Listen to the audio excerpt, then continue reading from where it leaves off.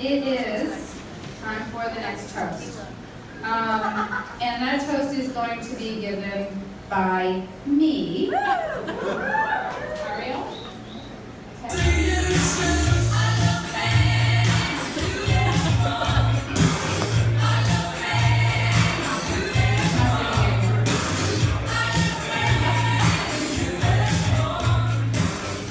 So this is a toast to Eric's 20s.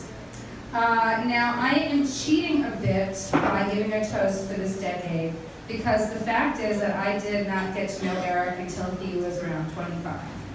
For the first half of that decade, Eric was busy doing what most American guys do in their 20s, like going to college, getting a degree, and planning to make Aliyah to a kibbutz in Israel, a war-torn country 6,000 miles away, where he did not speak a word of the language, and where he would first be drafted into the military for a year and a half, and then live on a socialist commune and learn how to farm cotton and wheat. Somehow all of this seemed completely normal back then. Anyhow, when I met Eric in 1982, he had already sown most of his wild oats here in the States, and had arrived bright-eyed and extremely bushy-haired, as you can see in the photo, in Israel. I happened at the time to be there on a gap year before planning to move to New York to go to college at Barnard. Well, fast forward 5 years, and I had graduated from the Hebrew University of Jerusalem instead of Barnard, and we were married and living on that same kibbutz, where Eric indeed worked as a farmer and I as a cook, whipping up meals for quite a few of the people in this room. And I'm looking for Simcha in particular, the vegetarian who does not eat onions or mushrooms, which are the only things we had to cook for vegetarians in those days. So thanks, Simcha. Anyway. So, for those of you who did not have the pleasure of knowing Eric in his 20s, which is around roughly like an eighth of you here, maybe a quarter, let me just say that being around Eric in those days was intoxicating. He was brilliant. He was talented.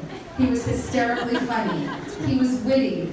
He was iconoclastic. He was unpredictable. He was politically engaged and went to all the right demonstrations. It was really important then.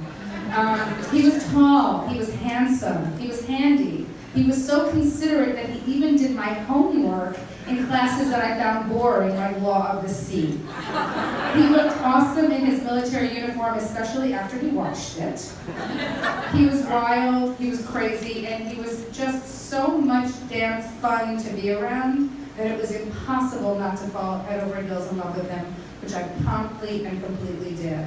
And lucky for me, not a single one of those qualities has changed or diminished over the years. Well, except possibly the unpredictable part. And the bushy hair. And the bushy hair. Eric, I feel incredibly privileged to have met you when I did, and to have become your wife and life partner, the mother to our amazing children, your housemate and your soulmate forever. Let us raise a toast to your 20s, the decade when we found one another and began our incredible, ongoing, sometimes messy and complicated, but always joyous and exhilarating lifelong adventure together. L'chaim.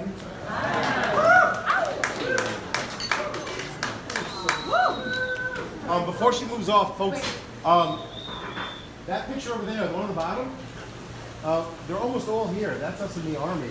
And let's get that picture. Where's Lutzker? Are we gonna? That's that picture. Lutzker, get over here. He's in that picture. Lutzker's next to you. Lutzker's right next to you. All I right. know it. Beam. Yeah. Beam. All right.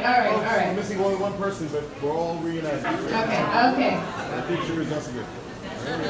Okay, this is counting towards the 2-minute maximum, so sorry. I'm not really worried here. Oh, wait, you're gonna take a picture? Okay. All right, we'll do it afterwards, okay, all right. And that shot is worth the 3 miles. All right, next up.